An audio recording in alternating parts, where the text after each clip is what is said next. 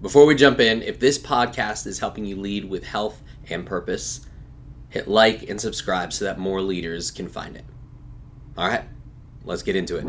Hey everyone, welcome back to Beyond the Numbers. I'm Josh, and this is the podcast where we look at our church, ministry, and even our personal life and ask the question, not what is the metrics, but more, is it healthy? Now, I don't know about you guys, but I am a thrill seeker. I love just about any type of I mean, we're talking, eventually one day I would love to go skydiving, but bungee jumping, skydiving, I love roller coasters. Theme parks are fantastic, but especially the roller coasters. And believe me, the bigger drops, the better. I love those type of things, the thrill, the adrenaline rush. I mean, nothing beats, hitting that top of that point and being able to stare straight down and then everything just dropping. Man, there is no greater feeling. And let's be honest, while we love that thrill, the ministry can be like a roller coaster. I mean, there are moments where it seems like everything is going great within your ministry. Those leaders are doing exactly what you have trained them to do. You have people that you're discipling that are now discipling others. That student that you've been pouring into for so long seems like they finally understand. Those people that you've been praying for all of a sudden accept Jesus into their heart for the very, very first time and start to live a life that is transformed, going out and sharing the gospel and sharing with others. It can seem so amazing, that mountaintop point, and then comes the valley. And unlike the roller coaster, when you do the drop and it feels amazing, in the ministry, when you hit that drop and when you're in the valley, the feeling is completely different. That person that you've been pouring into says, hey, I'm gonna take a step back away from the church. I gotta reconfigure some things and figure new things out. Those people that you've been praying for, it seems like that prayer is just hitting those walls. Working in student ministry, you pour out to these students and then you see the choices that they make, which can only really be described as the stupidest of choices, but we've been there before and made those. But as you see them making those choices, you're just like, why? And then to add to that valley, there's also another hole in the youth room wall. Ministry is thrilling, but it's also extremely exhausting. And maybe you're at that point where you've been going along for so long and you just feel like you are running on fumes. Maybe you're watching this video series and you are on your last leg. You're thinking about quitting or stepping away. You're like, I'm just so emotionally, physically, and maybe even spiritually exhausted. I have no idea how much I have left in my tank. Switching gears for just a half a second, I'm a big movie person. I love movies, and there's certain series that when I love it, I love it. Like I collect just about everything. And one of my favorite series is Back to the Future.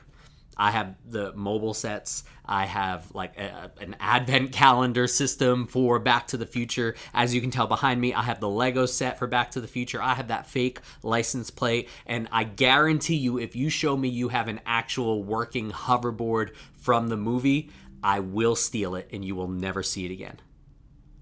But I love the movie and the fact that he can go back in time and he affects all these different changes within his family from the different interactions that he has. And it got me thinking, if I could go back in time, talk to my younger self, what are some of the things that I would change?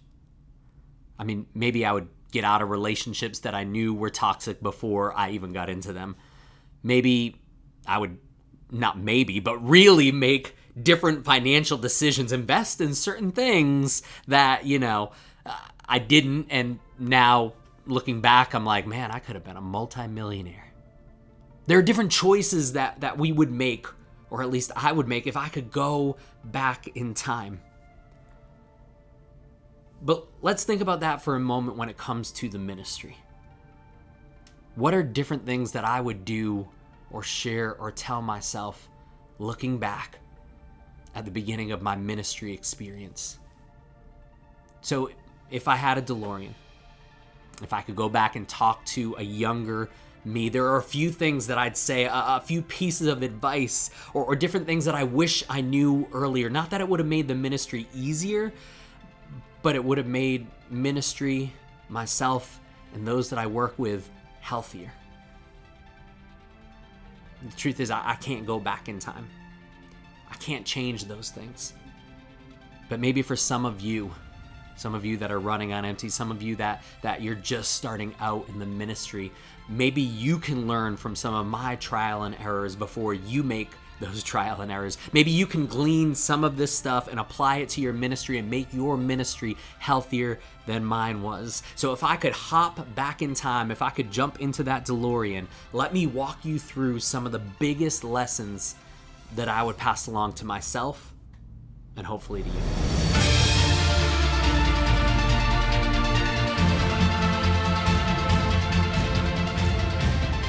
The first is, I would tell myself it's okay to take calculated risks. When I first started, I played it super safe. And what I mean by that is, for me, I always struggled with the idea of failure. I don't want to fail. I don't want to make mistakes. And so for some people, it does one thing. Maybe they push themselves even harder. For me, I just play it safe. I keep it within my own bubble. I stay within my comfort zone. Why? Because if it's working, then there's no chance of it failing.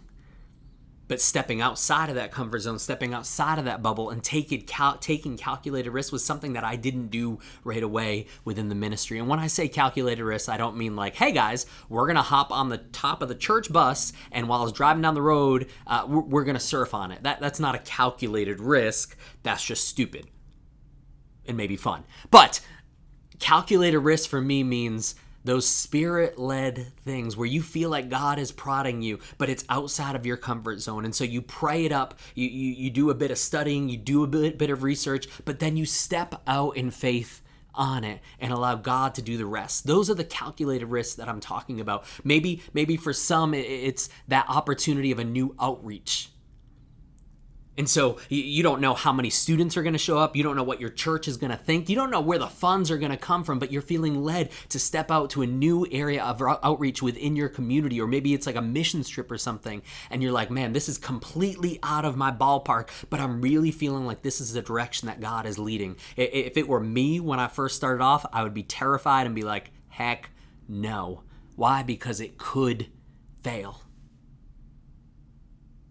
But it's important to take those calculated risks. I mean, there's a level of Christianity that is preparing, planning, but then stepping out and saying, God, I trust that this is the direction that you're leading me in.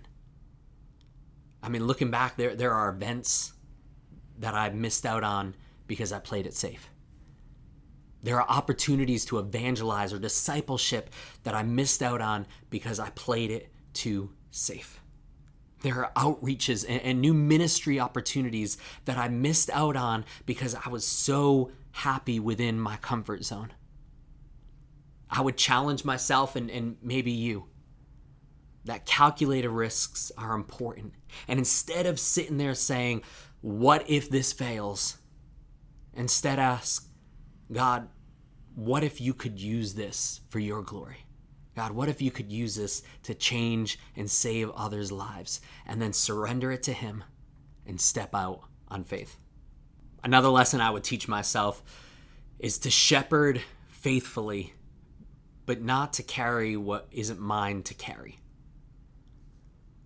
When I first started out in the ministry, I carried my emotions on my sleeve. It was obvious. And I'm not talking about anger or upsetness or anything like that, but more than anything, I put too much emotional weight on me. I cared about the students that I ministered to. I cared about the kids that I ministered to and my leaders, but I cared about them to a point where I wore every decision that they made and every choice that they made as a personal weight on me. If I had a student that I had been discipling over and over and over again, and I gave everything in those times that I had for that student and taught them the Bible and preached to them in a way that God wanted me to, if I was faithful with everything that God wanted me to do, and then they went out and made a decision that was contrary to the Bible and contrary to Christianity, which sometimes they're students. They're going to do that. I would look at it as a personal failure to me. I would keep myself up at night going, what could I have done differently? How am I failing as a pastor and as a shepherd because of the decisions they made on their own personal time? And for me, it just wore me down and wore me out quicker than an all-nighter.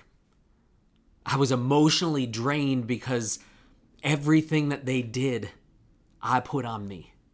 Every mistake that they made, I put on me. I wouldn't put their successes on me, but I would wear every single mistake until it just beat me down and beat me over and over and over again. And one of the biggest things that I had to learn is that as a minister, as a ministry lead, as someone that is working within any church, organization, or ministry, you are shepherding.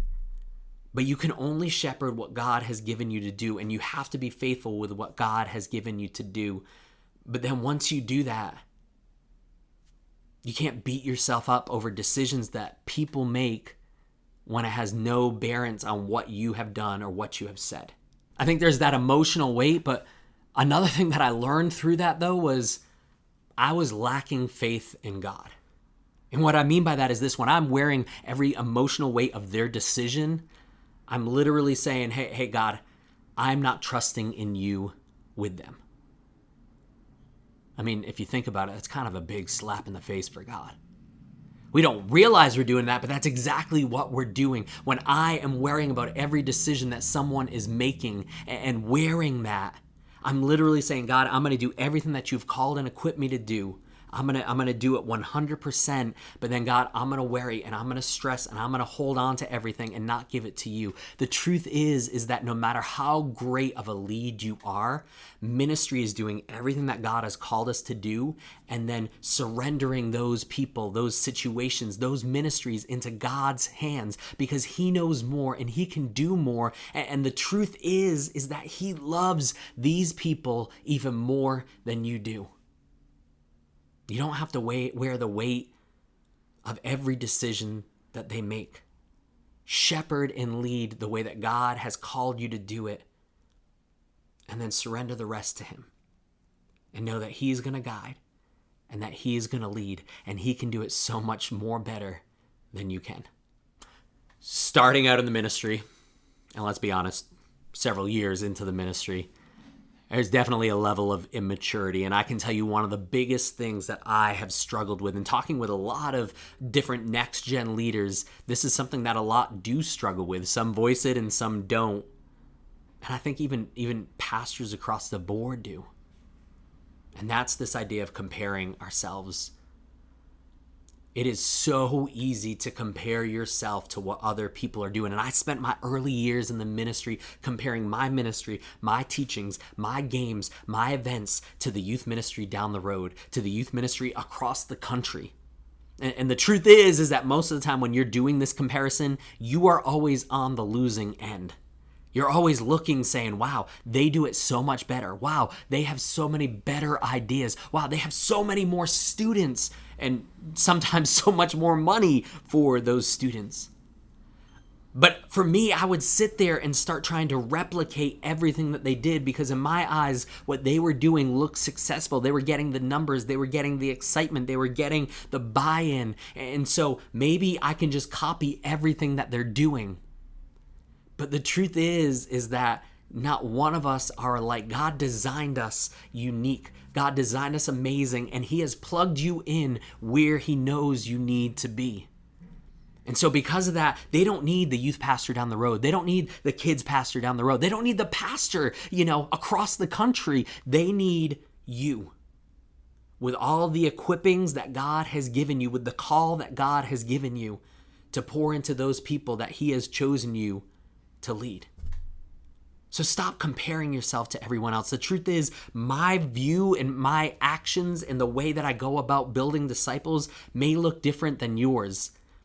And if it's biblical, then it's not wrong.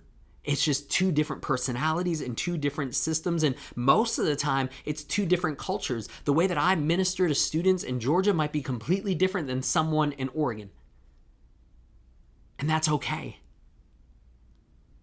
But the biggest thing that we have to learn is not to try to copy ourselves and our programs based on other people, based on what others look as successes, but to be faithful with what God has given us. If He calls you, He has called you for a purpose. If He has put you where you are, He has put you there for a purpose. And the problem is that comparison comes in and it's a thief. All comparison does is rob us of our joy. It blinds us to the work that God is actually doing. Oftentimes, when we start comparing, we miss what He's doing because we're so focused on what other people are doing. I'll tell myself, hey, Josh, get your focus off of others and get your focus onto God. Because in the end, that is what really matters. You're not called to be a copy of another pastor and another ministry. You're called to be a follower of Christ. And from comparison, well, then we go to the people-pleasing side. I think one of the big things that I've learned over the years is, Josh, stop trying to please everyone. The truth is, you will never be able to please anyone, but believe me, I spent a good portion of my beginning years trying to do exactly that. Whether it was like fear of getting in trouble or ticking off the wrong person. I mean, in some churches, if you were that right person and you knew who to make the right complaints to, you could get a whole entire ministry changed. And so there was a level of that. I'm not saying that I would sugarcoat the gospel. I'm not saying that I would change anything biblically. But what would happen is certain students, certain leaders would make negative remarks or make suggestions that were more than suggestions. And all of a sudden, I was changing my worship set list. I was changing the way the lights and the decorations look. I would scrap a whole bunch of games to do the games that one or two person that were making those comments would specifically want. I would start making shifts and changes here and there because of what one or two specific loud voices would be saying. One of them didn't like something, and suddenly everything within the ministry started to shift. I think when I fully realized the fact that you will never please everyone, it was around the time of COVID.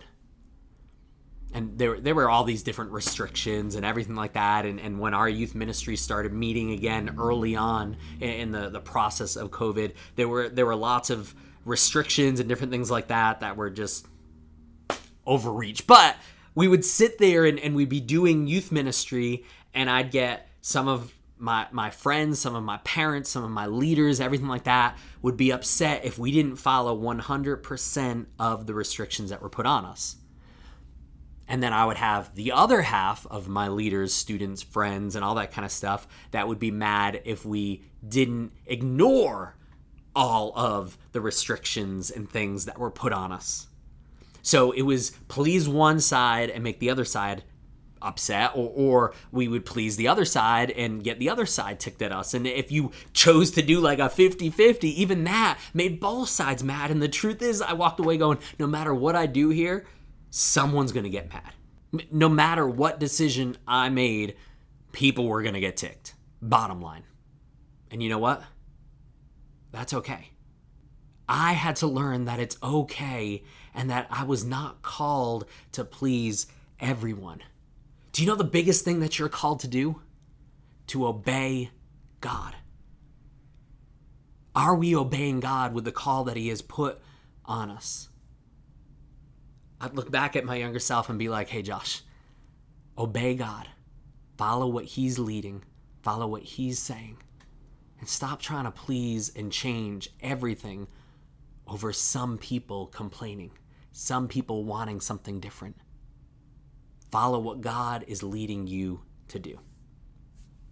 Man, starting off in the ministry, as we've already said, there's a level of pride there that happens.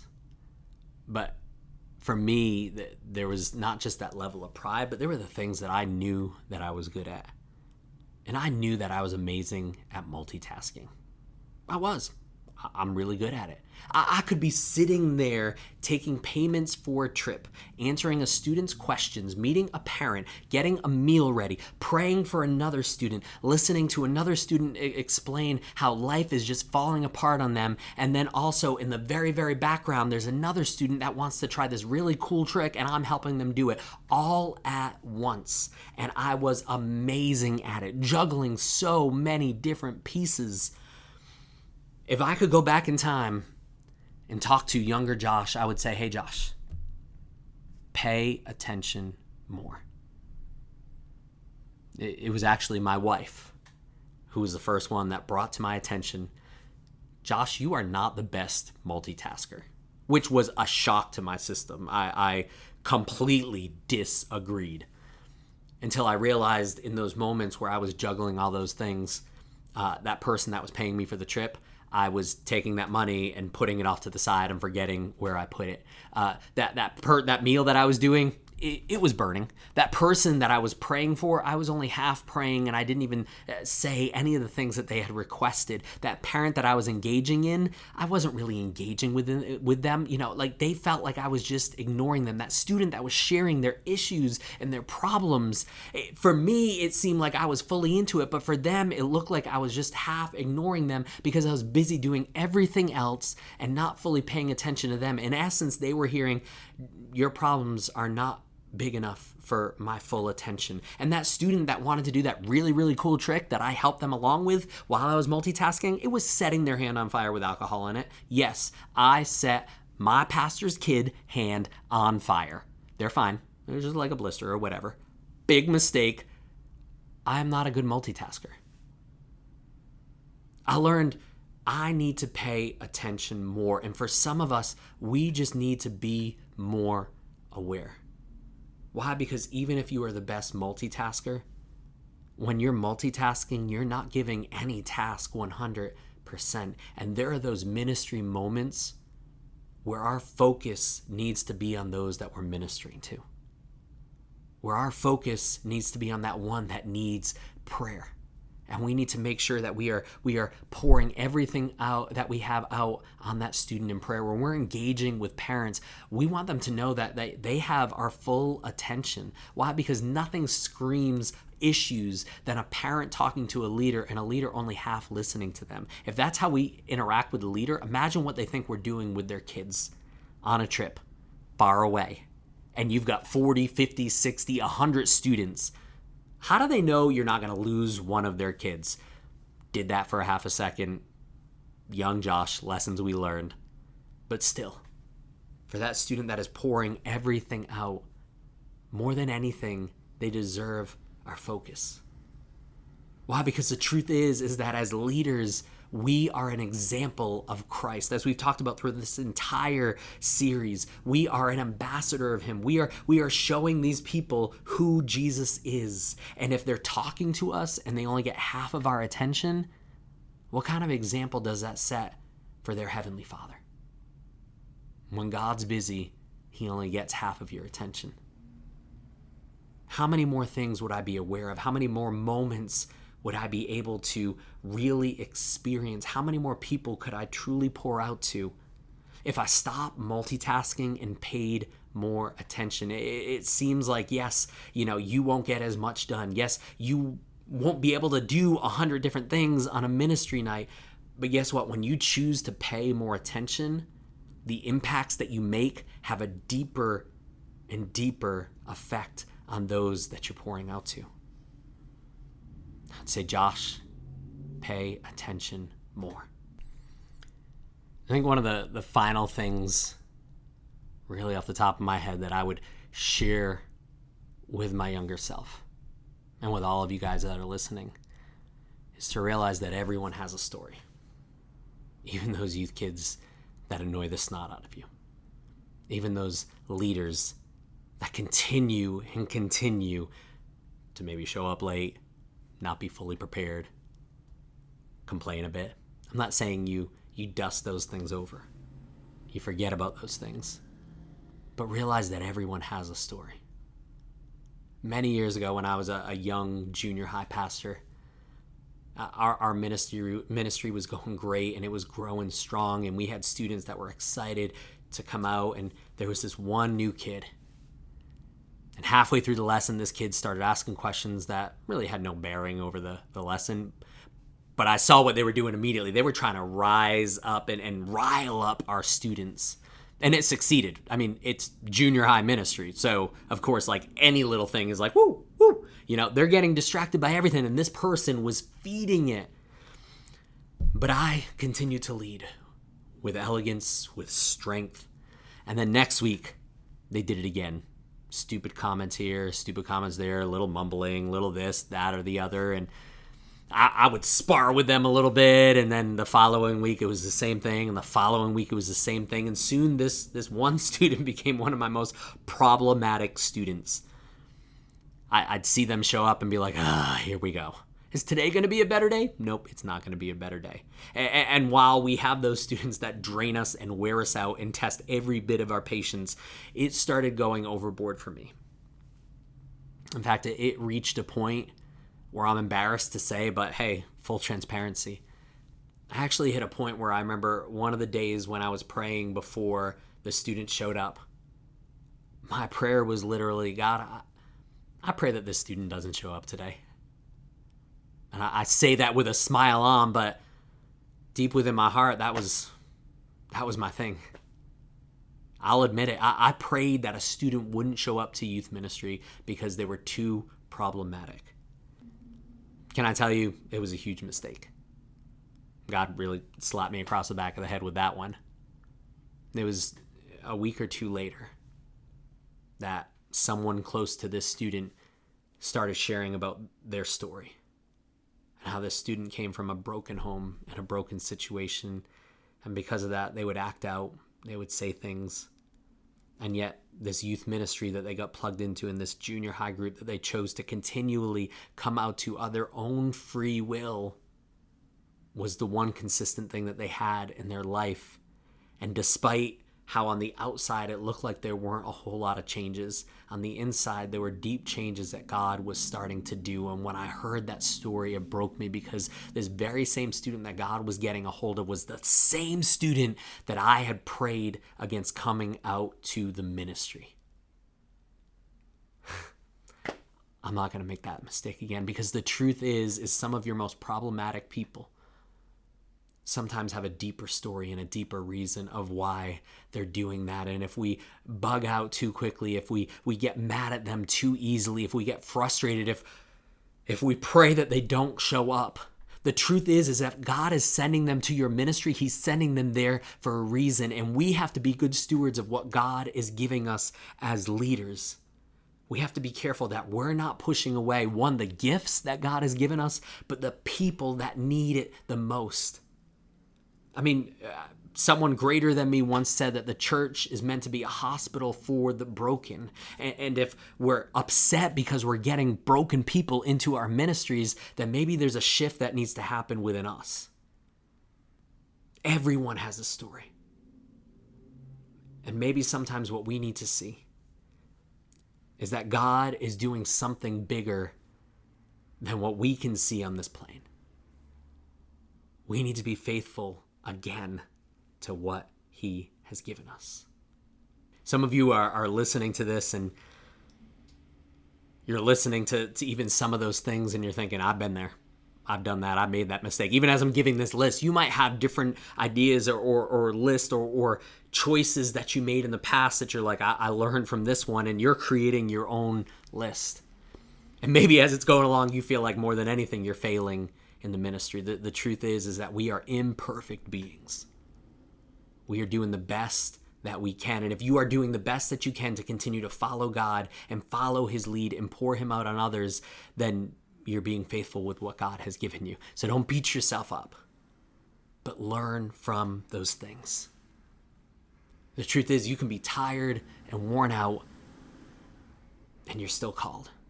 You can be overwhelmed and feel like you're failing, and yet still be where God wants you to be. I mean, look at the biblical examples all throughout the Old and the New Testament of those that failed, those that fell short, or those that felt like nothing was happening, and then suddenly there was a break.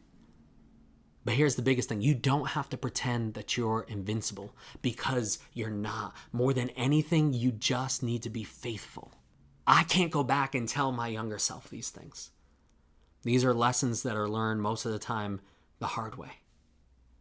And there are different lessons that you have learned the hard way. But we can also glean from each other's wisdoms, each other's strengths, and each other's failures to make ourselves and our ministries better in the long run. But can I tell you the best thing? The biggest thing is that God is not done with you. Not by a long shot. So what are some action steps that we can pull away from this? What are some changes that we can start making today? I want to challenge you with the first thing is to look back, like I did today. Sometimes when I get out of a situation, when I step away, when I go on vacation, or when I'm sitting in someone else's sermon or message, that's when God speaks to me the most. Look back. Maybe think about a lesson that you would teach yourself, a lesson that you would learn, because when we start focusing on that, suddenly we start to become aware of all these different things around us. Can I tell you, when I started writing this, I was like, I can only think of like one or two things. And then there were so many that I had to pick like the top. But it only started when I started saying, what are the lessons that I've learned, and actually start with just one. And that's when God's like, no, you've learned a lot more. I had to teach you a whole lot more along the way. And that's okay. And the more that we do that, the more that God makes us aware of the things that he is doing around us. Then look within. One of the biggest struggles that I see out of a lot of next-gen ministers, but across the board, is that comparison thing. Start looking within. If you realize you've compared yourself, maybe on the end of failing, like I am not as good as these ministries, confess it to God. God, I don't want to do this. I'm not a carbon copy of someone else. I want to be the minister, the leader that you have called and created me to be. But can I tell you that comparison actually goes the other way too? When everything is successful, when everything is great, we can look at other ministries and say, how am I doing this so much better than everyone else? I must be amazing. And we kind of build up that little throne that we sit in. Comparison as a whole is just going to build you a bigger hole. Confess it to God. Look deep within and say, God, this isn't the person that I want to be. I want to be who you have called and created me to be, for the people that you have called and created me to shepherd over at this time and at this point. Start looking around. Do you see kind of like a theme here? Look. Look around. Like I said, being aware. Look around at all those that are around you, the interactions that you have on a daily basis, the conversations that you're having and who's listening in on those conversations, the choices that you're making visibly in front of other people. Start looking around and being aware, because the truth is that so many different levels of discipleship happen outside of the church.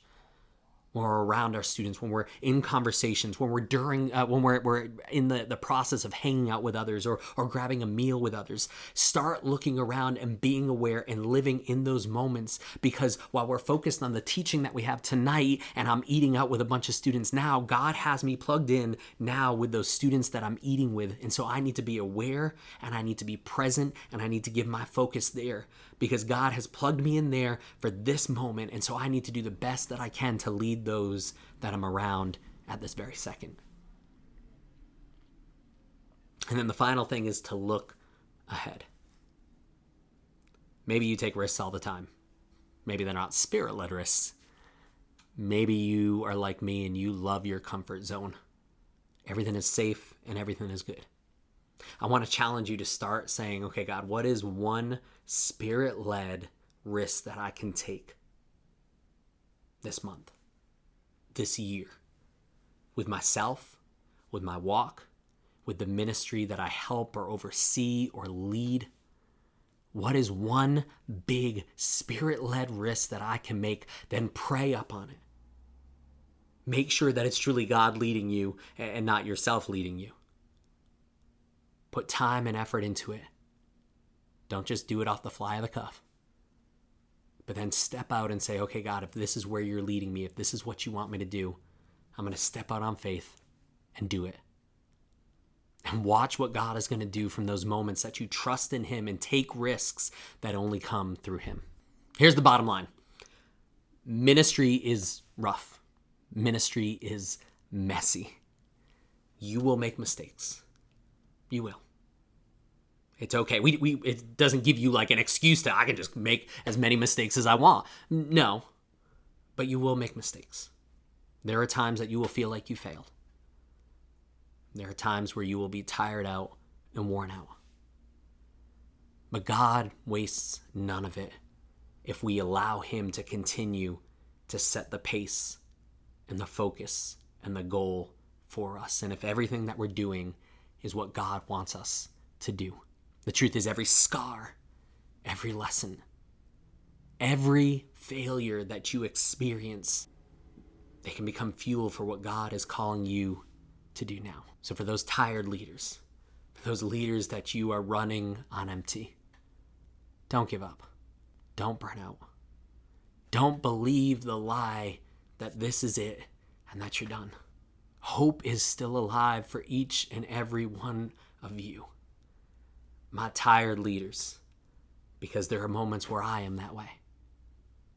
But God is not done with you. And the truth is that God's strength becomes even more evident in our weakness. But we have to choose to show up and continue following after God and doing what he has called us to do. I hope that there was something in today's little flashback, little back to the future that you got something out of. I hope more than anything that you can learn from my mistakes and failures so that you don't make the same ones. But if as we're going through this, you're like, here's one. Like I said, I have a list. I've been in it long enough and I've messed up long enough. I would love to hear one or two of your comments, one or two of the things that you would go back and change, the things that you have learned. I put this out as a question on several of the different youth pastor and next gen ministry boards on Facebook. And can I tell you, I put it out like a week or two before this video ever hit, before I ever recorded, I should say. And man, like the comments are still coming in. Some of them have like 60 plus comments of different people sharing different advice. Some of it's the same. And so, you're not the only one to struggle with those things or make those mistakes. For other people, it's like brand new things that I didn't even think of. The truth is that there are always things that we will look back and say, I could have done this differently. And thank God that there is grace and there is mercy. Because he can still, as I said, take every one of those mistakes and turn them around for his good.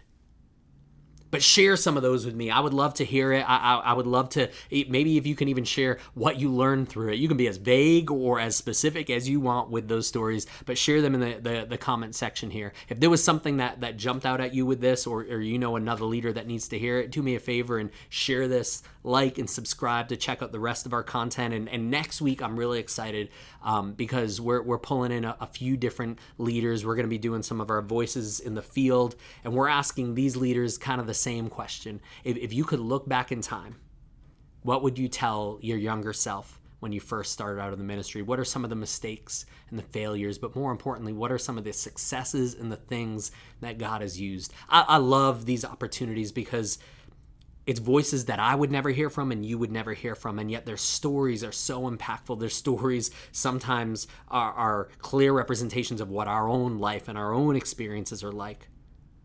But most importantly, I always walk away from those interviews a bit more changed and transformed through what God is doing through other leaders, and he uses that to transform me as well. Then, the week after, we're diving into episode 10 of our series. We're reaching the end, the finish line of season 1 of this, and so if you've stuck along with all of our videos and stuff, I appreciate it. But we're jumping into the gospel truth, and how one of the most healthiest things that you can do is build your ministry on the foundation of the Word of God, because the rest is sinking sand. And the problem is that too many churches have built up huge buildings, huge ministries on sand that's sinking. I'll share what I've been learning in interviews as I talk with many churches across America, and what I've seen and heard, sadly, from a lot of these churches. And even within my own ministry experience, how more than anything, the gospel is what matters and the authority of God's word. It'll be another great episode that I don't want you guys to miss. But until then, I want to challenge you. Today, lead not from the mistakes that you've made, but by keeping your eyes on Christ. Continue to step out and realize, yes, we prepare, yes, we plan, but also we rely on the one who is bigger and greater than us to lead us and to guide us. Thank you, guys.